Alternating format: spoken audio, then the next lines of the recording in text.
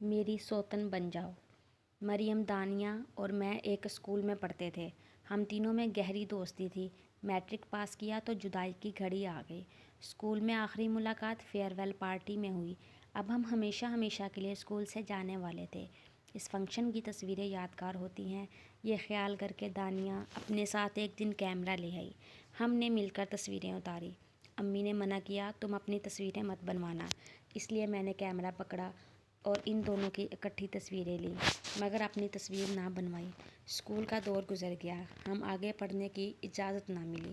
اسی سال دانیہ کی شادی ہو گئی اور وہ مریم سے دور چلے گئی۔ اسکول کے زمانے میں دانیہ اور مریم نے ایک دوسرے سے یہ وعدہ کیا تھا کہ ہم میں سے جس کی شادی پہلے ہوگی وہ دوسری کے لیے اپنے دیور کا رشتہ مانگیں گی۔ یوں سہیلیاں پھر مل جائیں گی اور دوستی ہمیشہ قائم رہے گی۔ جانے کس گھڑی یہ بات ان کے منہ سے نکلی تھی جو پوری ہو کر رہی۔ مریم کے گھر والے پردے کے پابند تھے، تبھی اسے سہیلی کی شادی میں جانے کی اجازت نہ ملی۔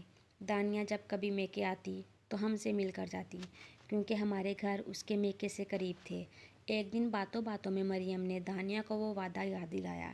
دانیہ نے اس کا جواب مثبت طریقے سے دیا اور مریم سے دھیرے سے کہا، میں کوشش کر رہی ہوں، بس تم دیکھتی جاؤ، بات بن جائے گی۔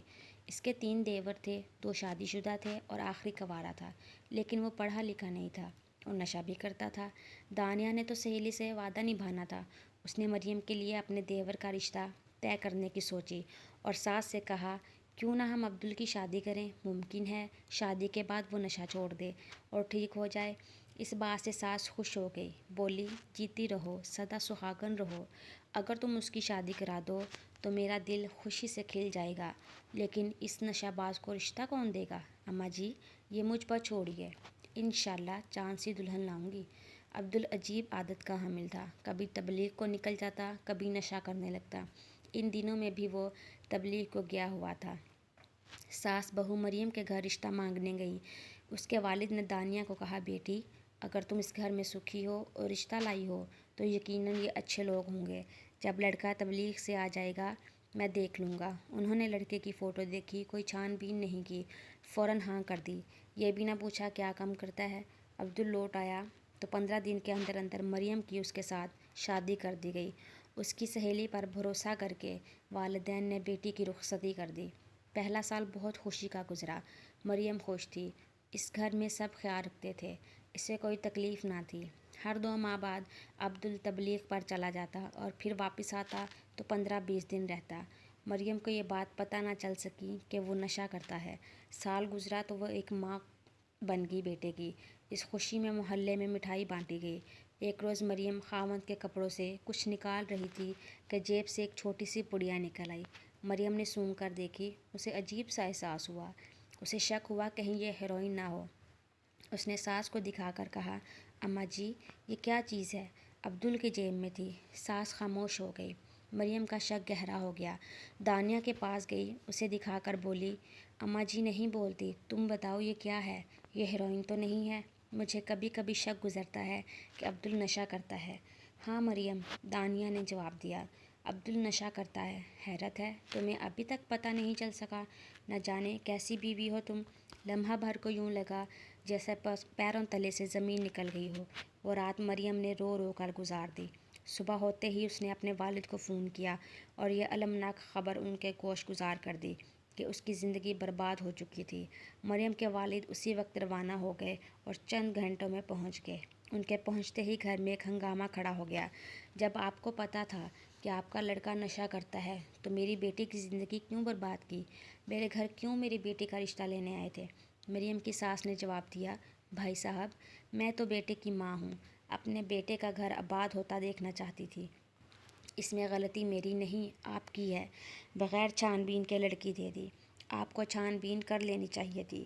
اس جواب سے مریم کے ابو کو دھچکا لگا۔ وہ بیٹی کو ساتھ لے جانا چاہتے تھے، مگر وہ کہہ رہی تھی، ابو صبر کریں، اپنا بچہ لیے بغیر آپ کے ساتھ نہیں جاؤں گی۔ باپ نے حکم دیا، رہنے دو، یہ ان کا بچہ ہے، ان کو پالنے دو، تم چلو۔ وہ نہ مانی، بیٹے کو اٹھا لیا۔ رونے لگی تو ساس نے پوتے کو دے دیا۔ وہاں سے تو آ گئی، میکے آتے ہی اسے عجیب باتیں سننے کو ملی۔ ماں کہنے لگی، دوستیاں نبھا رہی تھی، دانیہ کے ساتھ کیوں تصویریں کھنچوائی تھی؟ اچھا ہوا اگر صبر کر لیتی تو کسی اچھی جگہ شادی ہو جاتی۔ نہیں جی، تمہیں تو دانیہ پر بڑا مان تھا، لیکن وہ تو دوستی کی شکل میں تمہاری دشمن تھی۔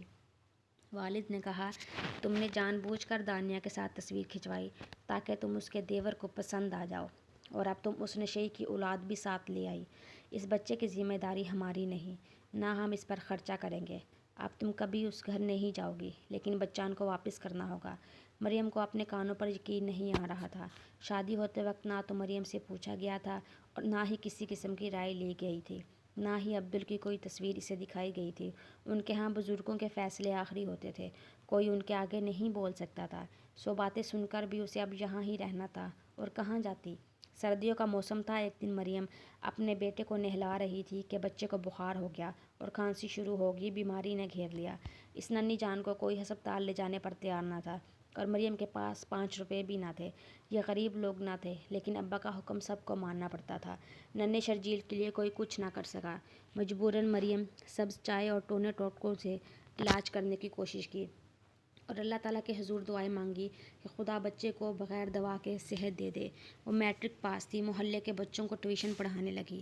1 سال مریم میکے میں رہی، آخر ساس جرگہ لے کر آئی۔ مریم سے پوچھا کیا ارادہ ہے؟ وہ بولی، اماں جی، خدا کے لیے مجھے لے چلیے، عبدل اسی حالت میں مجھے قبول ہے، میں یہاں نہیں رہ سکتی۔ ساس نے سمدی سے بات کی۔ جواب ملا، 2 شرطیں ہیں۔ عبدل کے حصے کی جائیداد میری بیٹی کے نام کر دو، اور اگر عبدل کی طرف سے ہمیں دوبارہ شکایت ملی تو ہماری بیٹی کو طلاق دینی ہوگی۔ ساس نے دونوں شرائط مان لی اور مریم کو جانے کی اجازت مل گئی۔ اس نے جلدی سے اپنا سامان پیک کیا اور ساس کے ساتھ اپنے گھر واپس آ گئی۔ اس نے ذہنی طور پر عبدل کو قبول کر لیا تھا۔ سوچا، آئندہ عبدل جو بھی کرے اپنے گھر والوں کو نہیں بتاؤں گی، اب صرف شرجیل کے لیے جیوں گی۔ یہاں آ کر پتہ چلا کہ عبدل جیل میں ہے۔ نشے نے اس کی حالت بہت بگاڑ دی تھی، اسی لیے جیل بھیج دیا گیا۔ دانیہ نے بتایا، جب عبدل کی حالت ایسی ہو جاتی ہے تو ہم اسے جیل میں بند کرا دیتے ہیں۔ کچھ عرصہ بند رہتا ہے تو اس کی عقل ٹھکانے آ جاتی ہے، پھر کچھ عرصہ نشہ نہیں کرتا۔ دانیہ سے مریم نے شکایت کی، میں نے تمہارا کیا بگاڑا تھا جو تم نے میری دوستی کا یہ صلہ دیا؟ تم ہی میری مجرم ہو، تمہاری وجہ سے میری زندگی برباد ہوئی۔ عبدل کی ماں اسے بہت دعائیں دیتی تھی، لیکن اس بار دعاؤں میں اثر نہ رہا تھا۔ زندگی سنورنے کی بجائے بگڑتی جا رہی تھی۔ وقت گزرتا گیا۔ عبدل جیل میں تھا۔ مریم کو اچھا نہیں لگتا تھا۔ وہ تیار ہوتی اور نہ اچھا کھاتی پہنتی تھی۔ جیٹھ نے یہ حالات دیکھے تو مریم کے لیے بہت اچھی ملازمت تلاش کی، جہاں اسے بہت سی سہولتیں میسر تھیں۔ اس کے والد کو خبر ملی تو پہنچ گئے اور شور مچا دیا کہ تم لوگ میری بیٹی سے ملازمت کراتے ہو، کیا اسی لیے یہاں لے کر آئے تھے؟ اگر خرچہ نہیں اٹھا سکتے تو میں واپس گھر لے جاتا ہوں۔ ہمارے گھر کی عورتیں نوکری نہیں کرتی۔ ابا جان، اس وقت میں آپ کے گھر کی عورت نہیں، ان کے گھر کی عزت ہوں۔ میں با پردہ ہو کر نوکری کرتی ہوں، اور مجھے والدین کی عزت کا ہی خیال ہے، تبھی اپنی زندگی عبدل کے ساتھ ختم کر رہی ہوں۔ باپ کو طیش آ گیا، بے حیا زبان چلاتی ہے، تم اپنی زندگی کی بربادی کی ذمہ دار خود ہو۔ تم نے دانیہ سے دوستی کی اور اس کے ساتھ تصویریں کھنچوائی۔ مریم کو سمجھ نہ آ رہا تھا کہ یہ سب کیا ہو رہا ہے اور وہ کیا کرے۔ قسمت اس سے روٹھ چکی تھی، تقدیر اس پر خوشیوں کے دروازے دھیرے دھیرے بند کرتی جا رہی تھی۔ اس نے باپ سے کہا، میں وعدہ کرتی ہوں نوکری چھوڑ دوں گی، لیکن میں اس گھر میں رہوں گی۔ مریم نے نوکری چھوڑ دی۔ وہ گھر میں سلائی کرتی اور ساس کو کہتی کہ میرے میکے والوں کو پتہ نہ چلے۔ گھر بیٹھے پیسے کمانے کا عورت کے لیے یہ ایک اچھا طریقہ تھا۔ عبدل جیل سے رہا ہو کر گھر آ گیا۔ اس مرتبہ وہ شریفوں کی طرح آیا تھا، چھوٹے موٹے کام باقاعدہ کرنے لگا۔ زندگی اچھی گزرنے لگی۔ مریم کو عبدل سے محبت ہو گئی تھی۔ عبدل بھی بیوی سے پیار کرنے لگا، اس کی خاطر گھر والوں سے لڑ پڑتا تھا، مگر چاند تارے صرف رات کو چمکتے ہیں۔ یہ میٹھے اور سہانے دن چند گھڑیوں کے مہمان تھے۔ عبدل کو ایک چھوٹے سے ہوٹل میں نوکری مل گئی۔ وہاں اسے 200 روپے روز اجرت ملتی تھی۔ ایک دن اس کو وہاں 2-3 ایسے لوگوں نے گھیرا جو ہیروئن اور دوسری نشہ آور اشیاء اسمگل کرتے تھے۔ انہوں نے عبدل کو کافی رقم کے عوض اس کام کے لیے آمادہ کر لیا۔ عبدل کے اس کام کا کسی کو علم نہ تھا، یہاں تک کہ مریم کو بھی نہیں۔ ایک دن اس کے والد ہوٹل گئے، مالک سے باتیں کرنے لگے، لیکن ان کو عبدل کہیں نظر نہ آیا۔ پوچھا، میرا بیٹا کدھر ہے؟ وہ یہاں سے کچھ دن قبل کام چھوڑ کر چلا گیا، اور اب وہ ہیروئن کے اسمگلرز کے ساتھ کام کر رہا ہے۔ یہ سن کر باپ کا سر چکرا گیا، کیونکہ شریف آدمی تھے۔ گھر آ کر بہت روئے۔ بیوی کو بتایا کہ اب عبدل یہ کام کرتا ہے۔ مریم کو بھی دن میں تارے نظر آنے لگے۔ وہ بے صبری سے خاوند کا انتظار کرنے لگی۔ رات کو وہ دیر سے گھر لوٹا اور اپنی الماری میں کچھ رکھ کر اسے لاک کر دیا۔ جب وہ سو گیا، مریم نے چپکے سے اس کے تکیے کے نیچے سے الماری کی چابیاں نکال کر بہت آہستگی سے الماری کھولی، اور جب ہاتھ سے ٹٹولا تو وہاں نوٹوں کی گڈیاں تھیں اور ہیروئن کی تھیلیاں رکھی تھیں۔ غم سے اس کی سسکی نکل گئی، لیکن آج یہ سسکی عبدل کو سنائی نہیں دی کیونکہ وہ نشہ کر کے آیا تھا۔ صبح وہ سو رہا تھا کہ مریم نے چابیاں سسر کو دے دیں۔ آپ ان کی الماری کھول کر دیکھیے وہاں کیا ہے۔ باپ نے الماری کھولی، نوٹوں کی گڈیاں اور ہیروئن کی تھیلیاں تھیں۔ بڑے بھائی نے پستول نکال لیا۔ عبدل کو جگا کر پوچھا، کیا تم ہیروئن فروشوں کے ساتھ بن کے ہو اسمگلنگ کر رہے ہو؟ اسمگلنگ نہ کروں تو کیا کروں؟ آج کا دور پیسوں کا ہے۔ میں بھی کمانا چاہتا ہوں تاکہ میری بیوی بچے سکون سے رہیں۔ جرائم پیشہ لوگوں کے گھر والے سکون سے رہ سکتے ہیں؟ یہ ہرگز نہیں۔ تم نے ہماری عزت اور سکون سب کچھ داؤ پر لگا دیا ہے۔ یہ کام چھوڑ دو یا پھر ہمارے گھر سے نکل جاؤ اور پھر مت آنا۔ بڑا بھائی اور باپ چلا رہے تھے، یہ کام میں نہیں چھوڑ سکتا، البتہ آپ کے گھر نہیں آؤں گا۔ یہ کہہ کر عبدل پاؤں میں چپل ڈال کر گھر سے باہر ہی چلا گیا۔ اس کو گئے 4 ماہ ہو چکے تھے، وہ نہ لوٹا۔ مریم کا رو رو کر برا حال تھا۔ شرجیل کو اسکول داخل کرانا تھا، داخلے کے لیے پیسے نہیں تھے۔ عبدل اپنی الماری سے سامان لے گیا تھا۔ دانیہ کے شوہر نے اس کو اسکول میں داخل کرایا اور تمام خرچہ دیا۔ مریم روتی تھی، خاوند کا انتظار کرتی تھی اور کف افسوس ملتی تھی کہ ہمیشہ ہی خاوند کا راز فاش کرتی ہوں، پھر سزا بھی مجھ کو ملتی ہے۔ کاش میں سسر کو کچھ نہ بتاتی تو آج عبدل گھر سے نہ جاتا۔ جسے جانا ہوتا ہے وہ چلا ہی جاتا ہے۔ عبدل نے بھی جانا ہی تھا، اس کے کام ہی ایسے تھے۔ وہ چاہتا تھا تو بھی اب اگر وہ گروہ کو نہ چھوڑ سکتا تھا کیونکہ وہ لوگ اسے گولی مار دیتے۔ بہت دنوں تک بیوی اور بچوں کی جدائی اس سے برداشت نہ ہوئی تو اس نے کام کو چھوڑنے کی ٹھان لی۔ ایسی دولت سے کیا فائدہ جو آدمی کو اپنوں سے جدا کر دے۔ اس نے باس سے کہا، میرے گھر والے خفا ہوتے ہیں، میں آپ کا کام کیوں کر جاری رکھ سکتا ہوں؟ باس نے جواب دیا کہ تم ان لوگوں کو چھوڑ دو جو تم کو میرے کام سے روکتے ہیں، لیکن تم اب مجھے نہیں چھوڑ سکتے۔ اگر چھوڑ کر گئے تو اس کی سزا جانتے ہو، تم کو ہم سیدھا اوپر پہنچا دیں گے۔ اس نے آسمان کی طرف اشارہ کیا۔ عبدل خوش نہ تھا۔ اسے اب اپنی غلطی کا احساس ہوا کہ دولت کے پیچھے اس نے اپنوں کی دولت کو کھو دیا۔ مریم اور شرجیل کی یاد میں وہ افسردہ اور کھویا کھویا رہنے لگا۔ بالآخر ایک روز اس نے کام چھوڑ دینے کا فیصلہ کیا۔ دوبارہ باس سے بات کی کہ میں یہ کام چھوڑ دینا چاہتا ہوں۔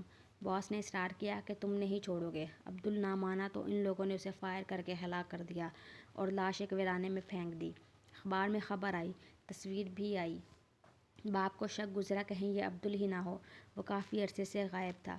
وہ دونوں بیٹوں کو ساتھ لے گئے، پتہ چلا کہ عبدل کی لاش ہی تھی۔ باپ اور بھائی یہ بری خبر روتے ہوئے گھر لائے اور مریم کو بتایا کہ جس دن کا تم انتظار کرتی رہتی ہو وہ نہیں رہا، وہ تو اس جہان فانی سے کوچ کر گیا ہے۔ مریم جو روز روز روتی تھی، ایک بار بہت سا روئی اور پھر صبر کر لیا، کیونکہ مرنے والوں کے ساتھ کوئی نہیں مر جاتا اور رونے سے مرنے والے لوٹ کر نہیں آتے۔ پہلے بھی دکھ کم نہیں تھے، اب اور بڑھ گئے تھے۔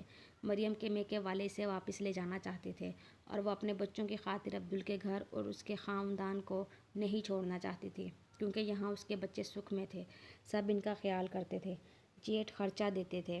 آخر دانیہ نے ایک عجیب فیصلہ کر لیا۔ اس نے اپنی سہیلی کو مجبور کیا کہ وہ اس کی سوکن بن جائے اور اس کے خاوند سے نکاح کر لے تاکہ پھر اسے کوئی اس گھر سے نہ لے جا سکے اور بچے بھی ہمیشہ ان کے پاس رہے۔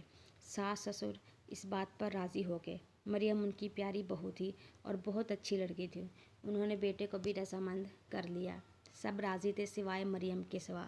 وہ کہتی تھی، جیٹھ میرے نزدیک بڑے بھائی کی طرح ہیں اور میں ایسا سوچ بھی نہیں سکتی۔ میں دانیہ کی سوتن کیسے بن سکتی ہوں؟ لیکن دانیہ کہتی تھی، جب میں راضی ہوں پھر تم کیوں گھبراتی ہو؟ اپنی نہیں تو بچوں کی بھلائی اور ان کا مستقبل دیکھو۔ میں نے جان بوجھ کر تم کو کنویں میں گرایا تو اب تمہارا ساتھ دینا بھی میرا فرض ہے۔ کئی ماہ سمجھانے کے بعد آخر مریم نے ہتھیار ڈال دیے۔ وہ میکے تو کسی صورت جانا نہ چاہتی تھی، جبکہ باپ اور بھائی اسے لینے کئی بار آ چکے تھے۔ بالآخر مریم کے نکاح دانیہ کے خاوند سے کرا دیا گیا اور یوں مریم کو اس گھر میں دوبارہ جگہ مل گئی۔ اس کے یتیم بچوں کے سروں پر تایا نے باپ بن کر ہاتھ رکھ دیا۔ آج مریم اور دانیہ دونوں ایک گھر میں رہتی ہیں، لیکن پیار محبت سے۔ دونوں ایک دوسرے کے بچوں سے پیار کرتی ہیں اور ان کا خیال بھی رکھتی ہیں۔ مریم کا سب ہی بہت خیال رکھتے ہیں، لیکن مریم سب سے زیادہ دانیہ کا احترام کرتی ہے۔ پچھلے دنوں میں اس سے ملی تو وہ بہت پرسکون اور مطمئن تھی، بچوں کی فکروں سے آزاد تھی۔ میں نے پوچھا، کیا دانیہ کی سوتن بن کر خوش ہو؟ بولی، خوشی تو صرف نصیب والوں کو ملتی ہے، لیکن شادی قسمت سے ہوتی ہے، اور میری قسمت میں جو لکھا تھا وہ مجھے مل گیا ہے۔